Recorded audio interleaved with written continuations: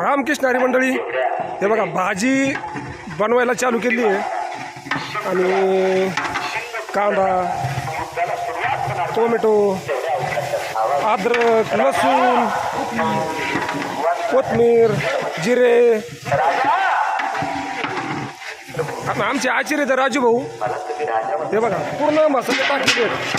हे राजू भाऊचे सिक्रेट मसाले आहेत, घरगुती मसाले, की जेणेकरून बुवा तुम्ही वांग्याची भाजी करा, कोणती भाजी करा, त्या भाजीला क्वालिटीच येते.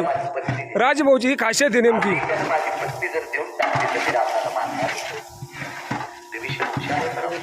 आणि त्यांचे सहकार्य आहेत भैया भाऊ, हे त्यांना सपोर्ट करून राहिले तर गावाची सेवा करण्यासाठी. आता वांगे टाकलेले आहेत बघा, वांग्याची क्वालिटी आणि जेवायला यायला लागत आहे. गावाची पंगत आहे आणि तो आनंद फक्त वारीमध्येच भेटू शकतो.